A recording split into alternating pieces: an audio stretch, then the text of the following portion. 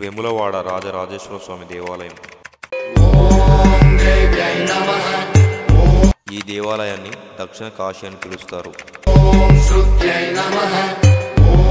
ఏ క్షేత్రంలో లేని విశిష్టత ఇక్కడ ఉంది. కోడె మొక్కులు చెల్లించడం ఈ క్షేత్రం విశిష్టత. ధర్మగుండం.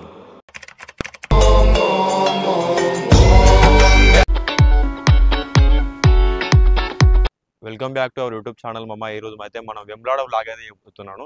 ఒకవేళ మీరు ఎవరైనా వెమ్లాడ పోతే తప్పకుండా ఈ వీడియో చూడండి, చాలా ఇంపార్టెంట్. ఎందుకంటే ఈ వీడియోలో అయితే చాలా వెమ్లాడ గురించి అయితే ప్రతి ఒక్క డీటెయిల్గా ఎక్స్ప్లెయిన్ చేస్తాను. ఒకవేళ మీరు వెమ్లాడ పోతే ఆడ స్టే చేసినా ఆడ ఎంత ఖర్చు అవుతుంది, ప్రతి ఒక్కటి యాస్టీ డీటెయిల్స్ అయితే ఉంటాయి మమ్మ. అంతగానే ముందు అయితే మన యూట్యూబ్ ఛానల్ అయితే ఎవరైతే సబ్స్క్రైబ్ చేసుకోరో వాళ్ళైతే తప్పకుండా సబ్స్క్రైబ్ చేసుకోండి, లైక్ చేయండి, షేర్ చేయండి.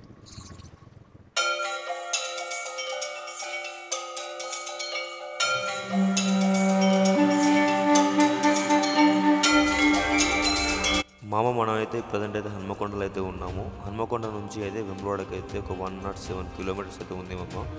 లేదు మీరు అయితే ఒకవేళ హైదరాబాద్ నుంచి వస్తున్నారనుకోండి, హైదరాబాద్ నుంచి వెమ్లవాడకు వచ్చేసి ఒక 147 కిలోమీటర్స్ వరకు అయితే ఉంటుంది మమ్మ. ప్రజెంట్ టైం వచ్చేసి 12:51 అవుతుంది. మనం వాడికి రీచ్ అవ్వడానికి అయితే ఒక 2 hours 31 minutes అయితే చూపిస్తుంది మనకైతే. మనం ప్రజెంట్ అయితే కరీంనగర్ రూట్ నుంచి అయితే వెళ్తున్నాము. ఈ వెళ్ళే రూట్లో అయితే చాలా వరకు అయితే మంచి మంచి టెంపుల్స్ కూడా ఉంటాయి, ఫేమస్ టెంపుల్స్. ఇప్పుడు నైట్ కాబట్టి మనం ఆ టెంపుల్స్కి అయితే వెళ్ళలేకపోతున్నాం మమ్మ. నెక్స్ట్ టైం మార్నింగ్ వచ్చేటప్పుడు అయితే పక్క విజిట్ చేద్దాము. నాంపల్లి గుట్ట అని చాలా మందికి అయితే తెలిసే ఉంటుంది. మీ దాంట్లో కూడా ఎంతమందికి తెలుసో తప్పకుండా అయితే కామెంట్ చేయండి మమ్మ. మనం ప్రజెంట్ అయితే కరీంనగర్లో అయితే ఉన్నాము. కరీంనగర్ నుంచి వెమ్లవాడకు వచ్చేసి అయితే ఒక 33 కిలోమీటర్స్ వరకు అయితే ఉంటుంది మమ్మ.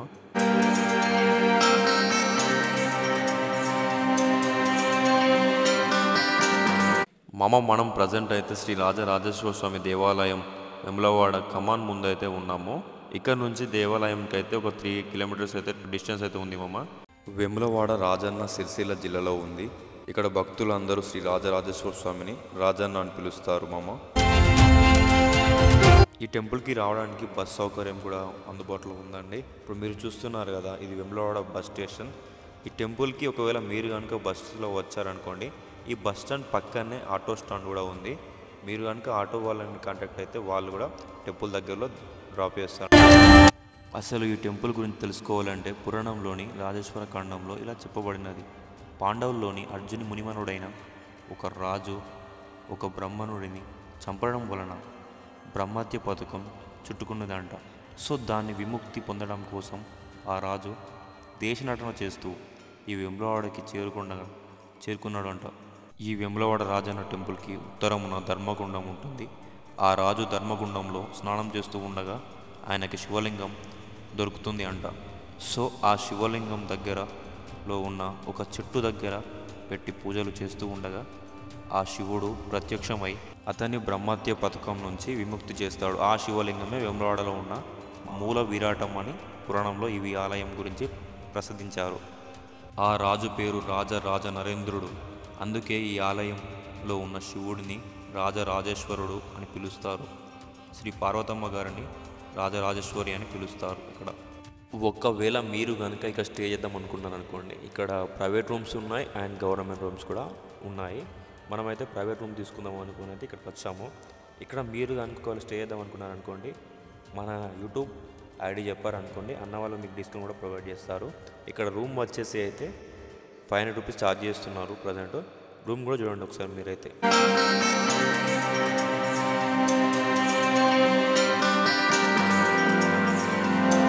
మనం ఇప్పుడైతే టెంపుల్ ఎంట్రెన్స్ ముందు అయితే ఉన్నాం. శ్రీ రాజరాజేశ్వర స్వామి వెమ్లవాడ దేవస్థానం టెంపుల్ ఎంట్రెన్స్ ముందు అయితే ఉన్నాము.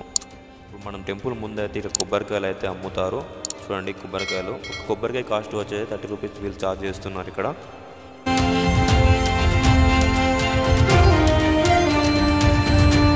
టెంపుల్ కమాన్ పక్కన చూస్తున్నారు దగ్గర చెప్పులు గిట్ల మనం పట్టుకొచ్చుకునే టెంపుల్ స్టాండ్స్ కూడా ఉన్నాయి. ఇక్కడ చెప్పులు కూడా పెట్టుకోవచ్చు. శ్రీ రాజరాజేశ్వర స్వామి దేవాలయం చూస్తున్నారు ఎంత భక్తులు వస్తున్నారు. ఎందుకంటే ఈరోజు మనం మండే కాబట్టి ఇంత రష్ ఉంది, లేకపోతే ఇంత రష్ అనేది ఉండదు. ఇక్కడ మండే రోజు చాలామంది వస్తారట. సండే మండే ఫ్రైడే అయితే చాలామంది ఉంటారు మమ్మ. లోపలికి అయితే వచ్చాం కదా, ఇక్కడ చూడండి స్ట్రేట్గా పోయినాం అనుకోండి, మనకు కళ్యాణ కట్ట పక్కనే మనకు ధర్మగుండం అనేది ఉంటుంది మామ. చూద్దాం రండి.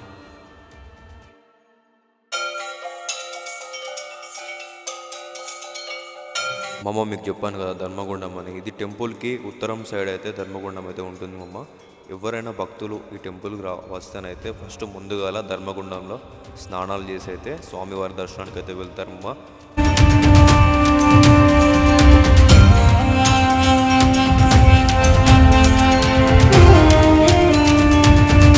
ఈ ధర్మగుండంలో స్నానాలు చేస్తే సకల పాపాలు దోషాలు తొలగిపోతాయని ఇక్కడ భక్తులు అయితే చాలామంది గట్టిగా నమ్ముతారు మామ.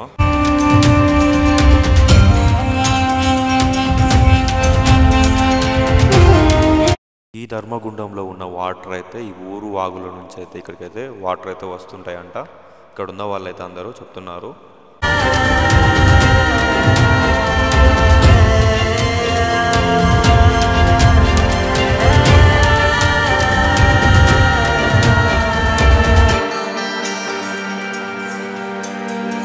ధర్మగుండంలో స్నానాలు చేశాకైతే స్వామివారికి అయితే కొబ్బరికాయలు కొట్టి ఇక్కడ నుంచి అయితే స్వామివారి దర్శనానికి అయితే వెళ్తారు మామ.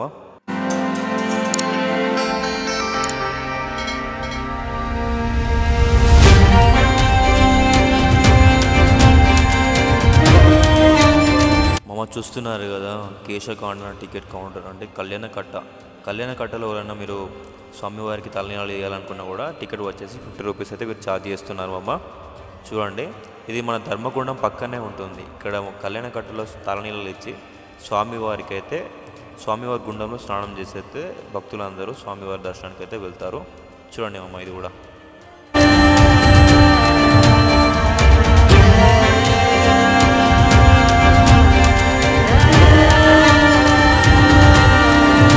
ముందే కోడలను పచ్చిగట్టి అండ్ అభిషేకములకు అరటి పండ్లు పూలు పత్రి లభించిన స్థలం అని ఉంది కదా.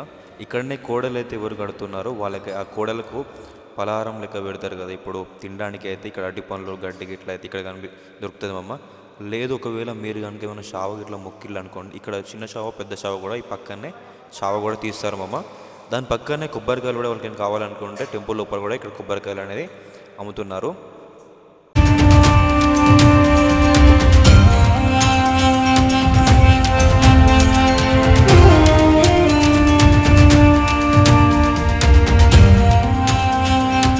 మామ చూస్తున్నారు కదా, ఇక్కడ శిశు దర్శనంకు దారి అండ్ కోడెంగట్టుకు దారి ఉంది. దీని పక్కన రాజన్న జలప్రసాదం కూడా ఉంది మామ. మనమైతే ఇప్పుడు స్వామివారి దర్శనానికి అయితే వెళ్తున్నాం కదా, చూద్దాం రండి. మనకు వెళ్ళే మధ్యలో అయితే ఇక్కడ ఎవరైతే కోడని కడుతున్నారో వాళ్ళ కోడ టికెట్ బుకింగ్ సెంటర్ కూడా ఉంటుంది. ఇక్కడ కోడ టికెట్ అయితే కాస్ట్ వచ్చేసి 200 రూపీస్ ఛార్జ్ చేస్తున్నారు వీళ్ళు.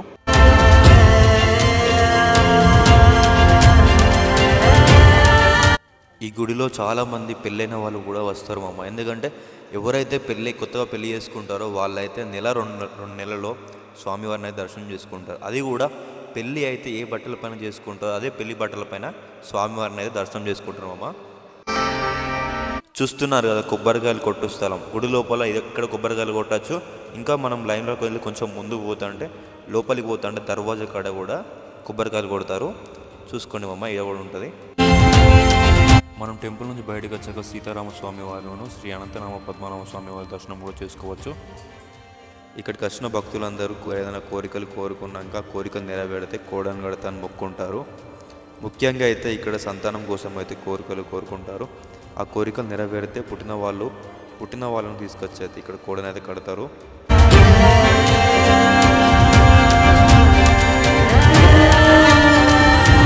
కోడని అయితే ఆ గుడి చుట్టూ అయితే తిప్పుతారు. ఇక్కడ కోడని గుడి చుట్టూ తిప్పి ఆ కోడకి ఏదైనా తీసుకొచ్చిన దండలోను ఏదైనా పండ్లు గిట్ల అయితే కోడకి పెడతారు. పెట్టి అయితే తీసుకొచ్చి అయితే మధ్యలో ఇక్కడ కనిపిస్తుంది కదా ఈ స్తంభానికి అయితే తగిలిస్తారు మామ.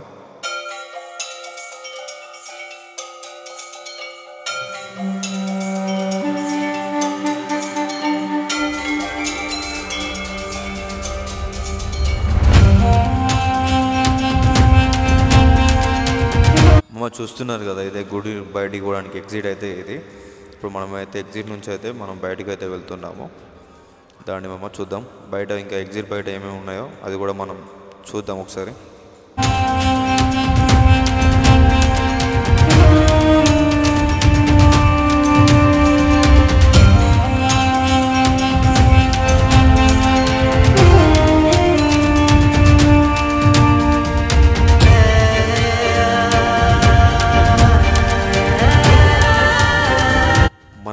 నుంచి బయటకు వచ్చాక అయితే చాలామంది భక్తుల దగ్గర కూర్చొని అయితే స్వామివారి ప్రసాదం అయితే తింటున్నారు.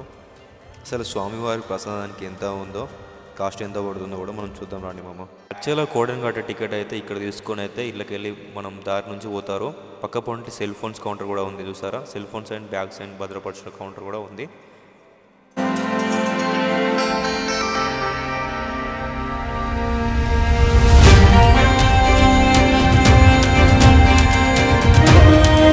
ఇక్కడ నుంచి కొంచెం ముందుకు వచ్చి అయితే మనం చూస్తున్నాం ticket counter, laddu ticket counter and pulihora ఇట్లా అయితే ఉంది.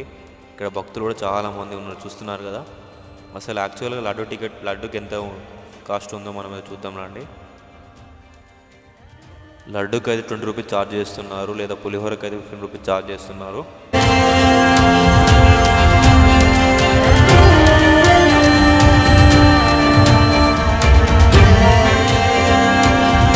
మనం లడ్డు కౌంటర్ నుంచి బయటకు వస్తుంటే అయితే ఇక్కడ చీరలు గిట్ల అయితే అమ్ముతున్నారు. మరి దీని గురించి మీకు ఏమైనా ఐడియా ఉంటే తప్పకుండా అయితే కామెంట్ చేయండి మామ.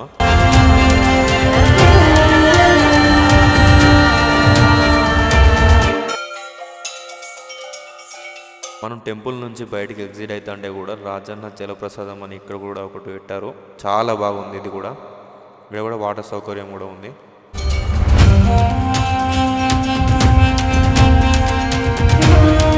మమ్మ చూస్తున్నారు కదా, ఇదే టెంపుల్ బ్యాక్ సైడ్ నుంచి అయితే ఎంట్రన్స్ టెంపుల్ లోపలికి. ఇప్పుడు మనం అయితే టెంపుల్ లోపల నుంచి అయితే ఎగ్జిట్ అయినాం, బయటకు వచ్చినాం. ఇక్కడ చాలామంది ఫొటోస్ కూడా దిగుతారు. ఇది టెంపుల్కి అయితే ఖమ్మానికి చాలా అంటే చాలా అట్రాక్టివ్గా ఉంటుంది. ఇక్కడ చూడండి మీరు కూడా ఒకసారి. మనం అయితే ఇప్పుడు శ్రీ బద్దిపోషం అమ్మవారిని అయితే మనం దర్శనం చేసుకోవడానికి అయితే వెళ్తున్నాము. దర్శనం చేసుకునే ఎంట్రన్స్ చూస్తున్నారు కదా, ఇదే అమ్మవారి కమాన్ ఎంట్రన్స్ చూడండి.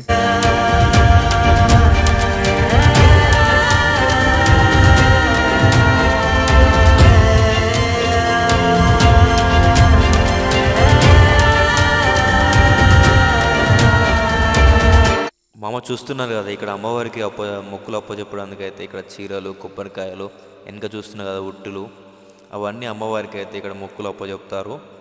చూద్దాం రండి. ఇక్కడ మనం అమ్మవారి దర్శనానికి వెళ్ళే దారిలో అయితే ఇక్కడ మొత్తం షాపింగ్స్ అయితే చేసుకోవచ్చు. చిన్నపిల్లలు ఉంటే చాలామంది ఇక్కడ షాపింగ్స్ కూడా చేసుకుంటారు అమ్మవారి దర్శనం అయిపోయినాక కూడా. చూడండి, మనం కూడా చూద్దాం రండి.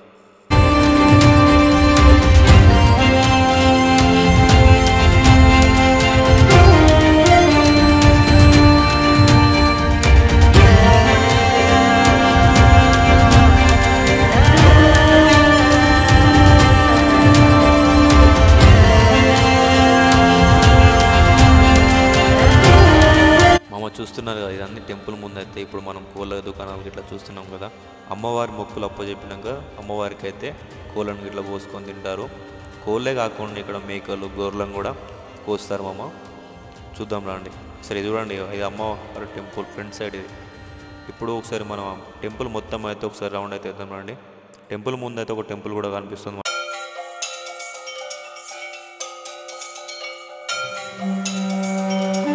చూస్తున్నారు కదా, మా అమ్మాయిలు కూడా వస్తున్నారు. చాలామంది అమ్మవారి మొక్కులు అయితే అమ్మవారికి చాలా సంతోషంగా అయితే మొక్కులు అప్పచెప్తున్నారు. ఇప్పుడు చూస్తున్నారు కదా ఎంతమంది బోనాల కోసం బోనాల లైన్ కట్టారో. ఇప్పుడు మనం కూడా ఆ లైన్లో వెళ్ళి అమ్మవారి దర్శనం చేసుకుందాం రండి మామ.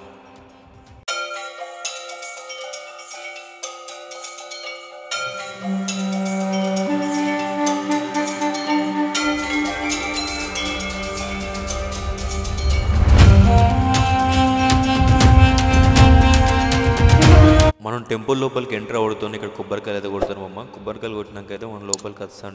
అలానే ముందుకు వెళ్తుంటా అంటే మనకైతే ఇక్కడ బోనం టికెట్ కౌంటర్ అయితే కనబడుతుంది మమ్మ. ఇక్కడ బోనం టికెట్ కౌంటర్లో మనం బోనం టికెట్ తీసుకుని అయితే ముందుకు వెళ్తుంటా అంటే ఇక్కడ చాలామంది చూస్తున్నారు కదా, బోనాలు పట్టుకుని అయితే అమ్మవారి బోనాలు అయితే కనబడుతున్నాయి కదా. ఈ అమ్మవారి బోనాలు తీసుకుని మనం అయితే మెల్లగా ఉండి పక్కనే అమ్మవారి దర్శనం చేసుకోవచ్చు. అమ్మవారు అలానే ఉంటారు. ఈ అమ్మవారి దర్శనం చేసుకున్నాక ముందు నుంచి లైన్లో మనం ఇట్లా వస్తుంటా అంటే ఇక్కడ బోనం టికెట్ వాళ్ళకి ఇచ్చి మనమైతే ఆడ బోనం సమర్పించుకున్న అమ్మవారికి మనం బయటికి రావచ్చు మామ.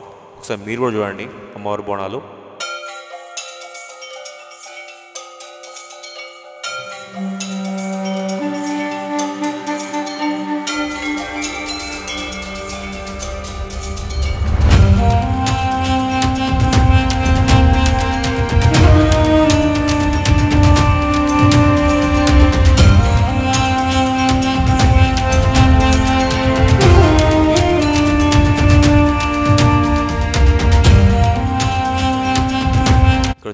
కదా అమ్మవారి బోనం చేసుకోవడానికి కూడా ఇక్కడ అవైలబుల్గా ఉన్నాయి, అది కూడా ఉన్నాయి. అమ్మవారి దర్శనం చేసుకున్నాక ఒకవేళ బోనం సమర్పించాక మీరు వండుకొని తిందాం అనుకున్నా కూడా ఇక్కడ గ్యాస్ స్టవ్స్ అండ్ కూడా వాటర్ విత్ వాటర్ ట్యాంక్స్ కూడా అవైలబుల్గా ఉన్నాయి. ఇవన్నీ మీకు 1 అవర్ చొప్పున ఛార్జ్ చేస్తారు మామ.